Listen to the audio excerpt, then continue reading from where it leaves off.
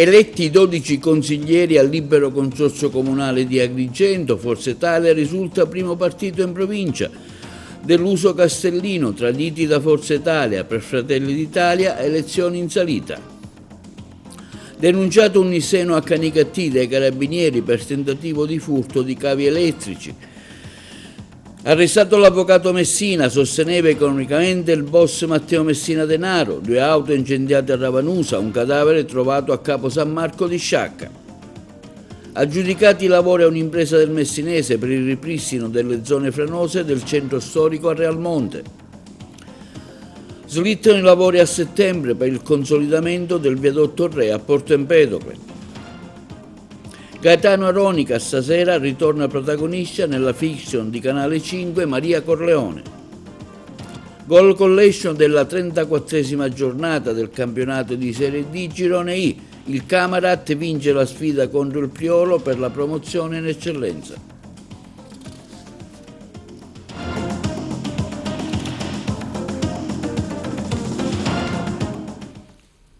Buongiorno con un nuovo appuntamento di TV Notizie di oggi 29 aprile martedì. Eletti in provincia i 12 consiglieri, la prima lista più votata, quella di Forza Azzurri, con 3 consiglieri, da poco distaccata la DC sempre con 3 rappresentanti, Uniti per Agrigento 3 eletti, Fratelli d'Italia 2, Insieme per la provincia di Agrigento 1, Lega per Salvini, nessun rappresentante, il nostro servizio. Il libero consorzio di Agrigento ha un nuovo presidente ma anche un nuovo consiglio e il sindaco d'Aragona Giuseppe Pendolino guiderà l'ex provincia dopo aver vinto sul collega e primo cittadino di Palma di Montechiaro Stefano Castellino. Ufficializzati invece i 12 eletti, i nuovi consiglieri provinciali che andranno ad occupare lo scranno in aula Giglia. La lista che ha ottenuto più voti in assoluto è quella di Forza Azzurri, collegata a Forza Italia, con 22.396 preferenze ed esprimerà dunque 3 consiglieri provinciali. Si tratta del consigliere comunale di Sciacca Alessandro Grassadonio, del presidente del Consiglio Comunale di Palma di Montechiaro Domenico Scicolone e Giovanni Cuntrera, consigliere comunale di Montevago. Tra i consiglieri provinciali espressi anche quelli della Democrazia Cristiana, che risulta la seconda lista per numero di voti con 22.275. Si tratta del sindaco di Campobello di Licata Vito Terrana, del consigliere comunale di Favara Rino Castronovo e di Anna Longi, consigliera comunale di Menfi. Anche la lista Uniti per Agrigento porterà 3 consiglieri in aula a Giglia, grazie alle 18.875 preferenze. Si tratta del presidente del Consiglio Comunale di Licata, Anna Triglia, Giuliano Traina, consigliere comunale di Cammarata, e il consigliere comunale di Agrigento, il dottor Antonino Amato. Fratelli d'Italia, che sosteneva la candidatura di Stefano Castellino, prende 15.461 voti ed esprimerà 2 consiglieri provinciali. Sono il sindaco di Casteltermini e Bivona, Gioacchino Nicastro e Mirko Cinà. Un solo consigliere infine per la lista Insieme per la provincia, che ha preso 11.693 voti, portando in aula Giglia il consigliere comunale di Sciacca Giuseppe Ambrogio.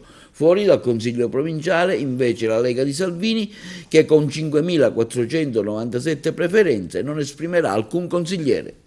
È duro il commento del sindaco Castellino, candidato alla presidenza del libero consorzio, traditi da Forza Italia. Il sindaco Stefano Castellino ringrazia i consiglieri comunali e i sindaci che hanno voluto esprimere il loro consenso nelle elezioni per la guida del libero consorzio comunale di Agrigento. Tutti insieme abbiamo sperato di poter scrivere una nuova pagina di storia, liberando la nostra provincia da giochetti e operazioni poco trasparenti ed edificanti. Il dato che si può leggere in questi minuti successivi allo scrutinio è che la mia candidatura è andata oltre lo schieramento di partenza, ricevendo circa 2.000 voti ponderati in più, raggiungendo quota 44.512. Ringrazio la coalizione tutta per il leale e forte sostegno, Fratelli d'Italia, Democrazia Cristiana, Lega, Noi Moderati e UDC.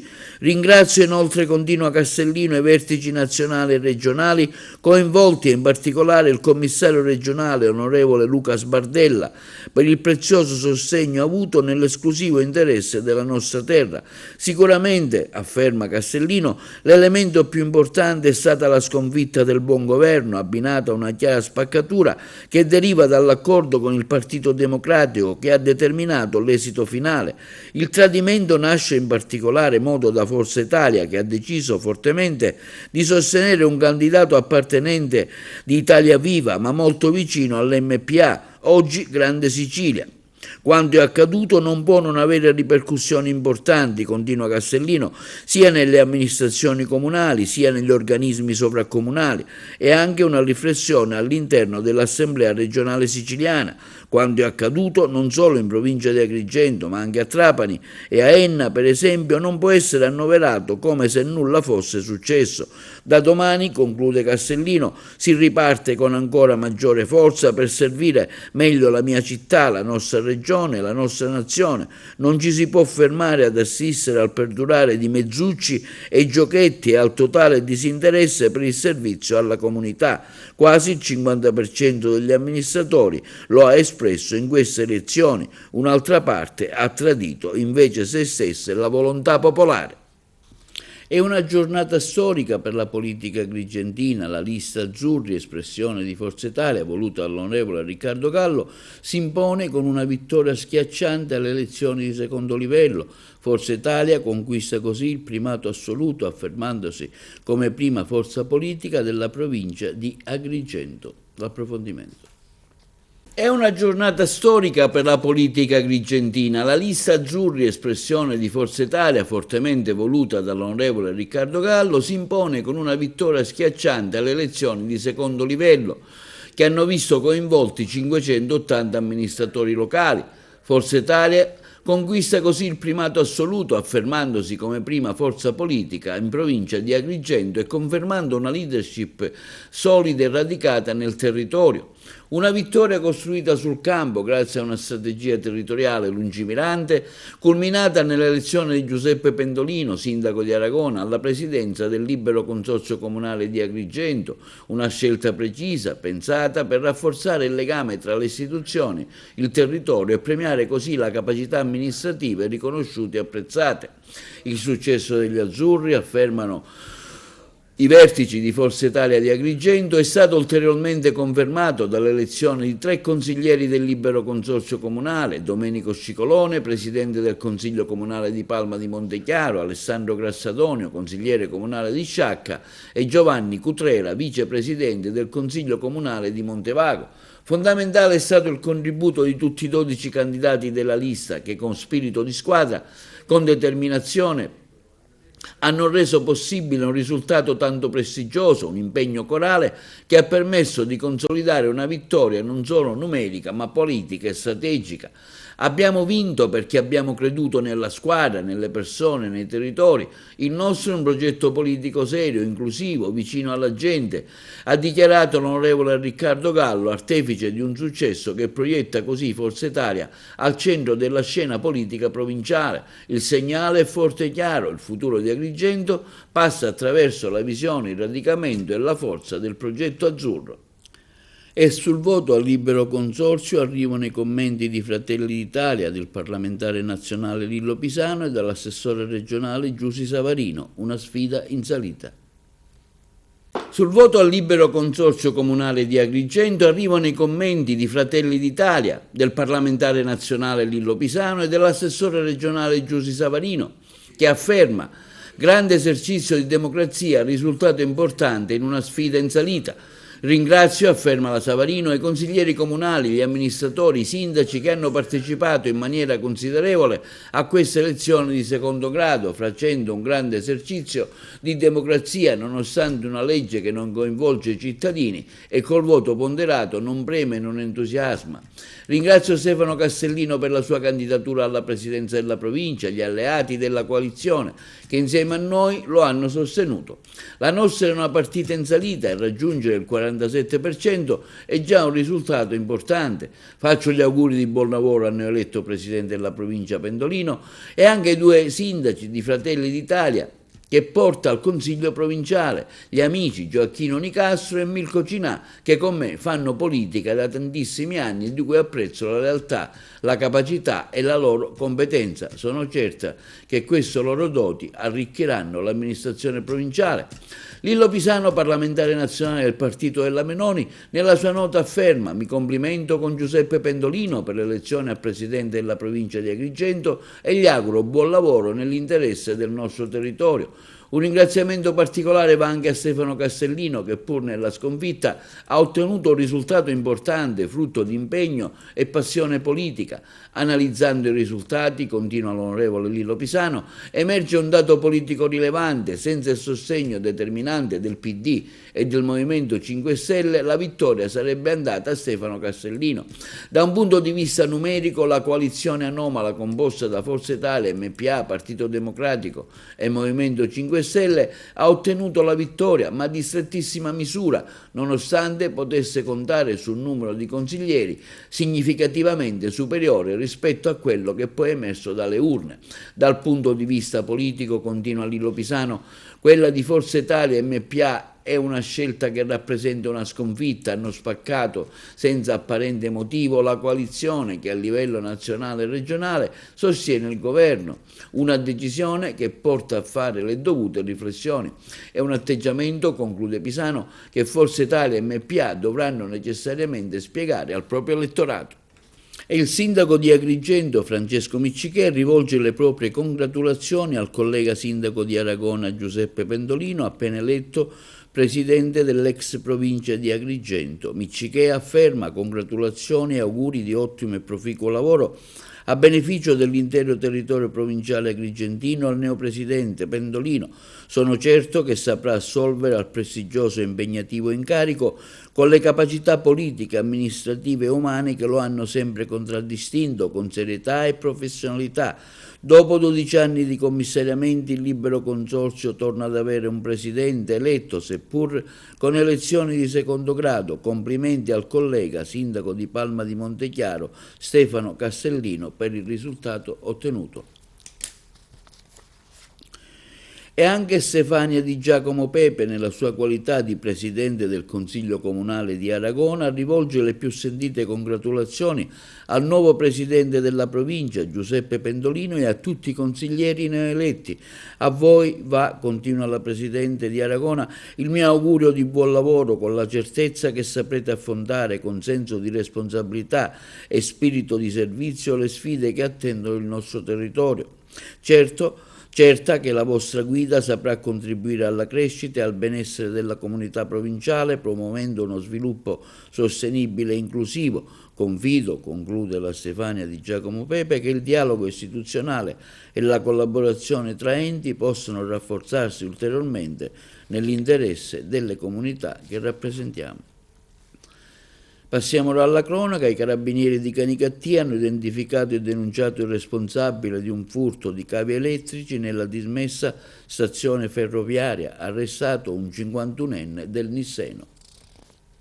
Lo scorso sabato i carabinieri del nucleo operativo e radiomobile della compagnia di Canicattì sono prontamente intervenuti presso la stazione ferroviaria dismessa di Contrada Madonna dell'Aiuto, dove un uomo è stato sorpreso mentre era intento a tranciare i cavi elettrici da una canalina di servizio. L'azione, scattata a seguito di una segnalazione pervenuta alla centrale operativa dei carabinieri, che giunti immediatamente sul posto hanno bloccato l'uomo in flagranza di reato, impedendo che il danno all'infrastruttura si aggravasse ulteriormente. Durante l'intervento sono stati rinvenuti e posto sotto sequestro attrezzi atti allo scasso, una scala estensibile e circa 5 metri di cavi in rame già tranciati. L'area presentava chiari segni di manomissione con canaline elettriche aperte e conduttori recisi. I tecnici dell'Enel, prontamente intervenuti, hanno così avviato le operazioni di quantificazione del danno. Il soggetto, un uomo di 51 anni residente nel Nisseno, già noto alle forze dell'ordine, è stato deferito in stato di libertà alla competente autorità giudiziaria per tentato furto aggravato e danneggiamento di infrastrutture. L'operato tempestivo dei carabinieri ha così impedito ulteriori danni al patrimonio pubblico, ribadendo l'impegno dell'Arma nella tutela della legalità e nella salvaguardia delle infrastrutture strategiche del territorio. Quindi, per il principio della presunzione di innocenza, la posizione dell'indagato non è definitivamente accertata e il successivo giudizio di merito servirà a verificare eventuali effettive sue responsabilità. Le fiamme di origine incerta hanno divorato una Citroën C3 di una 37enne casalinga, il fuoco si è esteso anche a una Fiat Doblò di un 47enne, tutto quanto si è verificato nella tarda serata di domenica nel centro urbano di Ravanusa. Scattato l'allarme, la zona è stata raggiunta dai vigili del fuoco del distaccamento di Canicattì. In poco tempo i pompieri, idranti alla mano, hanno completato l'opera di spegnimento, intervenuti anche i carabinieri per stabilire l'esatta natura dell'evento. Non sono state rinvenute chiazze di liquido infiammabile né bottigliette o contenitori sospetti. Spetterà quindi ai militari dell'Arma stabilire cosa abbia innescato la scintilla iniziale. Arrestato l'avvocato Antonio Messina, di 79 anni, il legale avrebbe garantito sostegno economico al boss Matteo Messina Denaro su indagine della DDA, i colleghi di Trapani. Avrebbe gestito i soldi della famiglia mafiosa di Campobello di Mazara, garantendo a Matteo Messina Denaro il sostentamento economico durante la sua latitanza. Sono queste le accuse che la DDA di Palermo contesta all'avvocato massone Antonio Messina, 79 anni, da oggi agli arresti domiciliari con l'accusa di associazione mafiosa, nel linguaggio cifrato che il padrino e la sua amante Laura Bonafede utilizzavano nei pizzini. Il professionista veniva indicato come Solimano, già condannato per narcotraffico, concorso esterno in associazione mafiosa, subornazione di teste per il sequestro di Luigi Corleo, suocero dell'esattore mafioso Nino Salvo. Messina sarebbe stato formalmente affiliato a Cosa Nostra, come da lui stesso ammesso in una intercettazione su proposta del boss Luca Bagarella, e avrebbe stretto rapporti, oltre che con Messina Denaro, con gli esponenti mafiosi più importanti del trapanese dell'ultimo ventennio, come Domenico Scimonelli, Giovanni Vassallo, Franco Luppino, Gian Calogero Luppino, legami tutti finalizzati ad acquisire attività economiche da utilizzare anche per garantire a Matteo Messina Denaro il necessario alla sua clandestinità. Personaggio assolutamente versatile e poliedrico, uno dei maggiori protagonisti di questo processo, chiaramente negativo. Da un lato svolge l'attività professionale di avvocato, patrocinando mafiosi e delinquenti, dall'altro risulta attivo in vari campi del crimine e coltiva rapporti con esponenti di primo piano della delinquenza organizzata. Così scrisse di lui già anni fa la Corte d'Assise di Trapani. Anziano massone in sonno del Grande Oriente d'Italia, loggia Domizio Torrigiani, nel 2019 fu intercettato mentre parlava con Giuseppe Fidanzati, uno dei figli di Gaetano Fidanzati, boss dell'Acqua Santa, oggi deceduto, che aveva fatto di Milano la sua seconda città e la base operativa dei traffici di droga. I due facevano riferimento a un ragazzo di Castelvetrano identificato in Francesco Guttadauro, nipote del cuore, guarda caso, di Matteo Messina Denaro.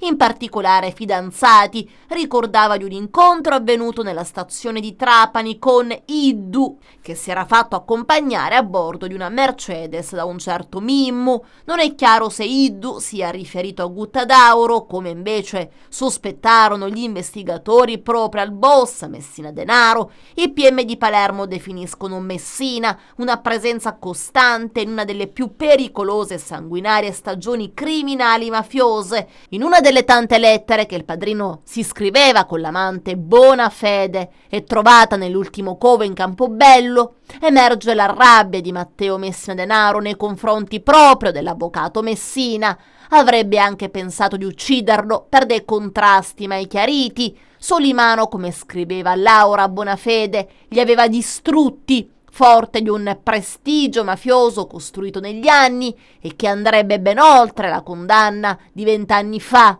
Dopo la cattura di Matteo Messina Denaro sarebbe emerso il salto di qualità compiuto dall'avvocato. Alla sua identificazione si è giunti grazie a Laura Bonafede, che ha reso dichiarazioni spontanee nel corso del processo chiuso con la sua condanna. La donna ha inavvertitamente offerto la chiave di lettura di una serie di lettere e di pizzini. Secondo l'accusa, insomma, Messina avrebbe gestito la cassa della famiglia mafiosa di Campobello di Mazara, alimentata dai proventi dell'oreficio Fontane d'Oro, riconducibile a Franco Luppino. E poi ci sono gli affari con Calogero, Gio Luppino, re delle scommesse, con Giovanni Vassallo, titolare di alcuni supermercati, e con Scimonelli, che fino al suo arresto era un insospettabile imprenditore del vino. In un pizzino del 19 dicembre 2022 la Bonafede scriveva che a Solimano gli piace spendere soldi facili, ma mai avrei potuto pensare che arrivasse a tanto. Ma c'è da capire di quale colpa imperdonabile si era appunto macchiato l'avvocato Messina, finito adesso agli arresti domiciliari. E il cadavere di un uomo è stato rinvenuto tra gli scogli in località Capo San Marco a Sciacca. A lanciare l'allarme è stato un turista di nazionalità polacca mentre era intento a fare trekking. Sul posto sono intervenuti i carabinieri e i vigili del fuoco per il recupero del corpo in stato di intera saponificazione. Secondo le prime informazioni, la vittima potrebbe essere un immigrato rimasto bloccato in quel tratto dopo uno dei vari sbarchi.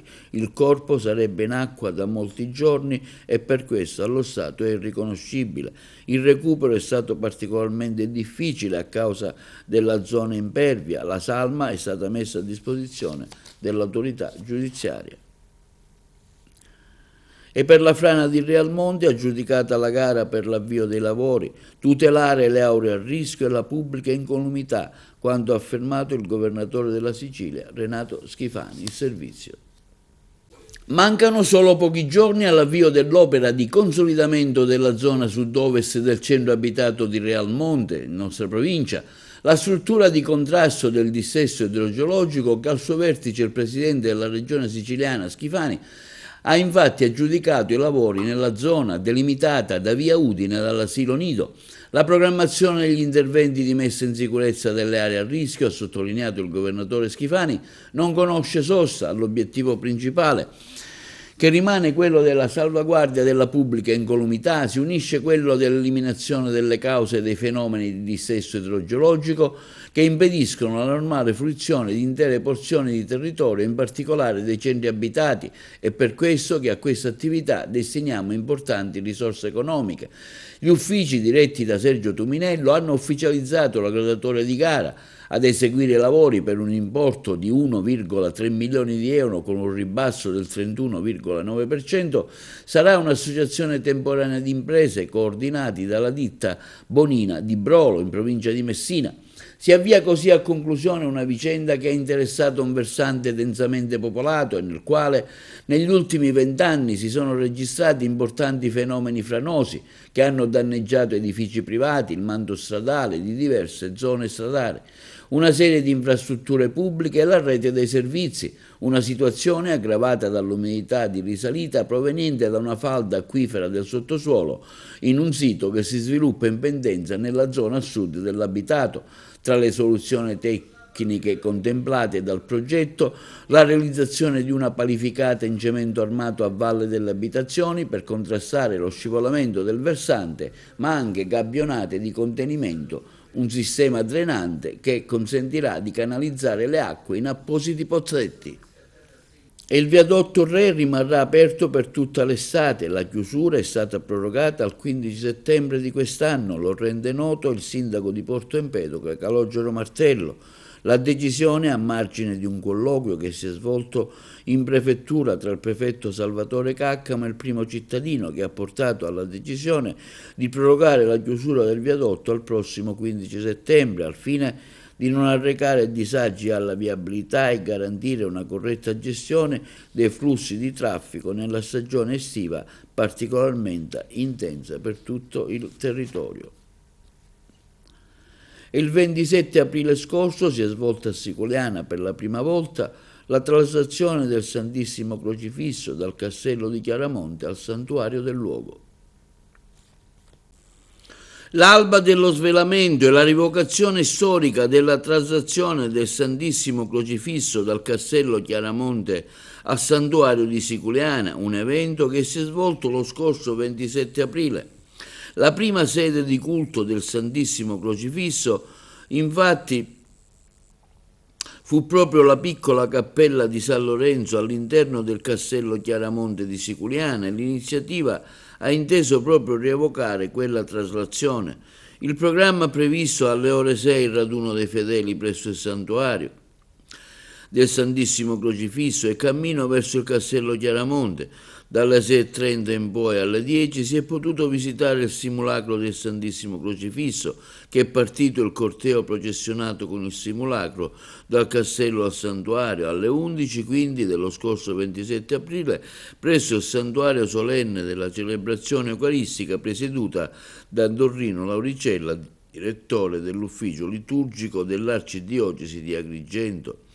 L'annuncio della traslazione è stato dato dall'arciprete Don Mario Giuseppe Carbone, dal sindaco di Siculiana Giuseppe Zambito e dal comitato promotore della manifestazione. L'evento è stato organizzato dal Comune di Siculiana, dall'unità pastorale del paese, dal Comitato del Santissimo Crocifisso e dell'ATS Siculiana Turistica. Quindi alle 3 del mattino ha lasciato il santuario di Siculiana per salire poco più sopra il castello Chiaramonte ed è stato adagiato sul sacrario dell'antichissima chiesa di Quindi alle 3 del mattino ha lasciato il santuario di Siculiana per salire poco più sopra il castello Chiaramonte ed è stato adagiato sul sacrario dell'antichissima chiesa di San Lorenzo, prima sede di culto del Santissimo Crocifisso. Alle ore 11 il sito dello svelamento, dopodiché in processione è ritornato al santuario. E questa sera su Canale 5 in prima serata la seconda serie della fiction Maria Corleone, che vede la partecipazione dell'attore agrigentino Gaetano Ronica nella parte del vicequestore Carmine Cuntrera. Lo abbiamo intervistato. Riparte oggi la nuova fiction di Canale 5 dove tu sei protagonista come commissario di polizia.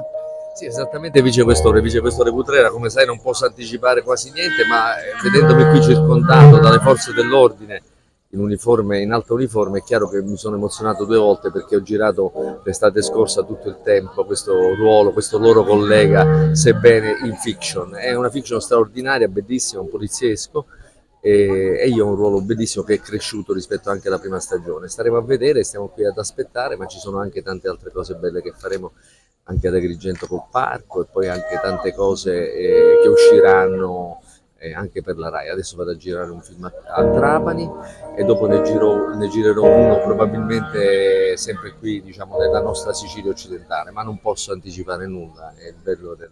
È una fiction forte questa di Canale 5, insomma, abbastanza un messaggio forte, insomma, anche sì, per battere la mafia, no? Sì, è sempre un film contro la mafia, anche se ripete più un poliziesco, è stato proprio voluto dalla rete perché la prima serie è andata benissimo e per cui hanno voluto riproporre dallo stesso titolo con tante variazioni ed è sicuramente un film che lascia molto riflettere, oltre ad essere un film d'azione, un film che comunque piacerà alle famiglie, lascia molto riflettere perché chiaramente non ci siamo mai liberati da questo incubo della mafia clientelare siciliana che ormai non è più solo in Sicilia, ma sappiamo benissimo che purtroppo, come diceva Leonardo Sciascia, la linea della Palma sale, arriva dove soltanto lei sa e dove soltanto lei può e dove soltanto noi cercheremo sempre di fermarla, ognuno con i propri mezzi, io con i mezzi dell'arte, con i fiori.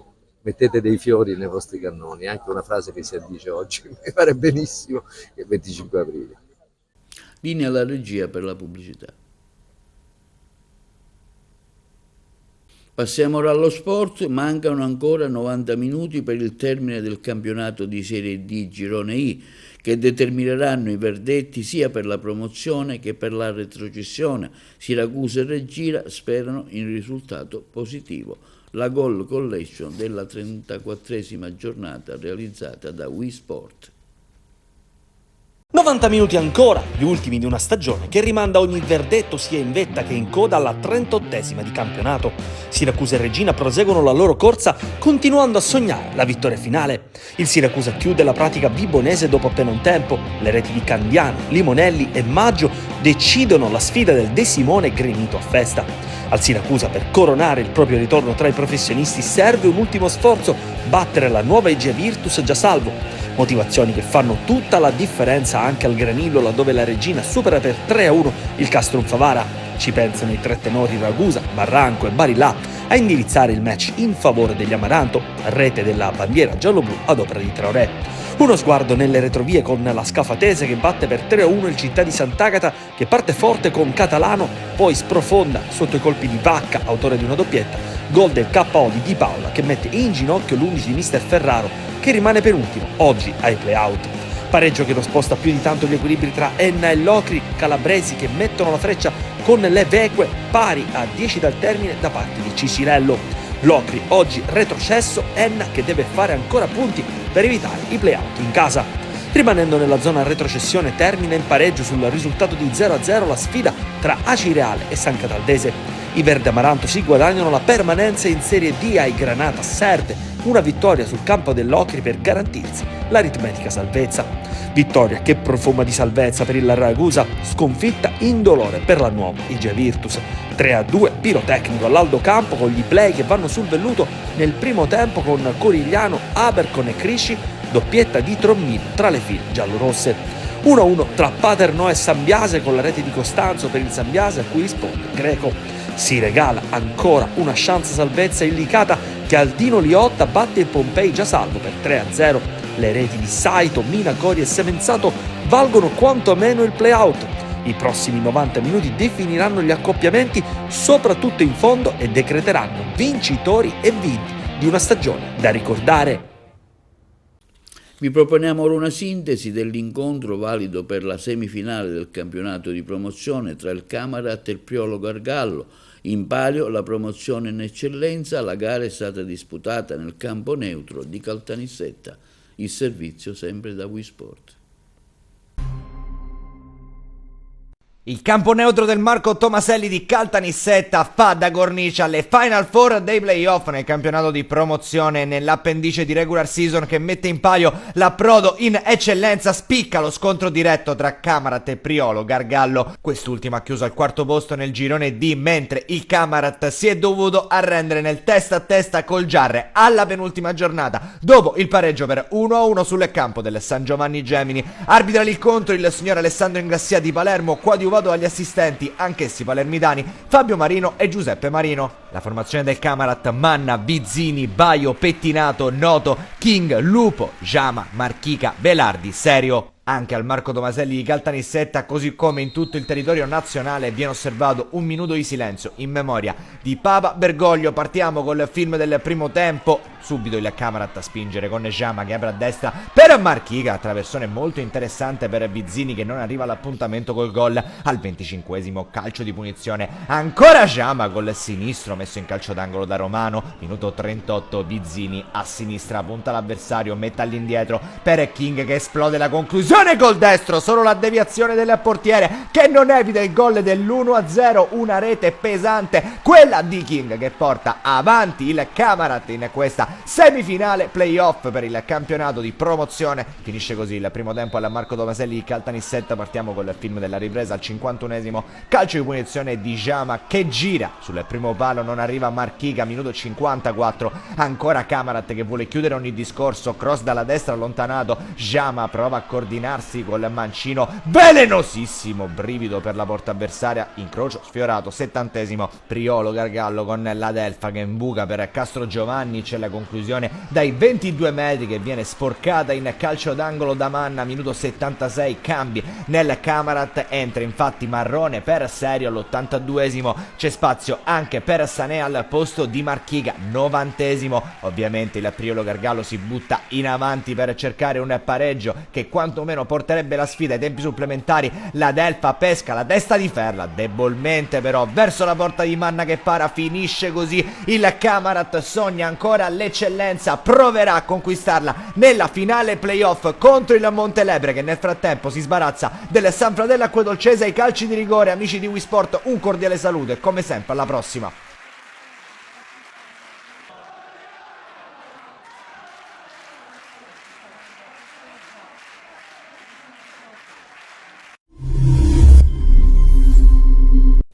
E questo è tutto per l'edizione di TV Notizie di oggi. Vi ricordiamo che i nostri programmi si possono vedere in tutta Italia sul canale 268 del digitale terrestre, per chi ha la Smart TV, in streaming sul sito www.televideoagrigento.tv e il telegiornale sul canale 93 di Video Sicilia alle 15 e alle 20 con replica la mattina alle 9.